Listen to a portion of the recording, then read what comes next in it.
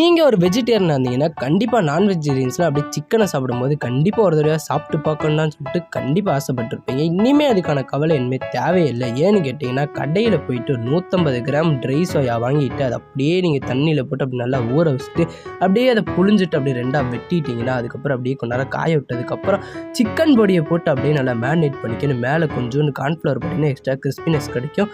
அப்படியே கொஞ்ச நேரம் மேரினேட் பண்ணிட்டு ஒரு 10 நிமிஷத்துக்கிட்ட அப்படி நல்லா ஊற மேரினேட் பண்ணும்போது ரொம்ப அப்படியே திக்காக மேரினேட் பண்ணிடணும். ஸோ அதுக்கப்புறம் அப்படியே எண்ணெய் காஞ்சதுக்கப்புறம் எண்ணெயில் போட்டு வறுத்து எடுத்திங்கன்னா பார்க்குறதுக்கே அப்படி சிக்கன் மாதிரி இருக்கும். சேர்றா சாப்பிட்டு பார்த்துருமேடான்னு சொல்லி சாப்பிட்டு பார்த்தா சிக்கனுக்கு இருக்கும் ரொம்ப வித்தியாசம்லாம் தெரியாது, ஓரளவுக்கு தான் வித்தியாசம் தெரியும். நீங்கள் ஒரு வெஜிடேரியன் இருந்தால் கண்டிப்பாக ட்ரை பண்ணி பாருங்கள். Thank you guys.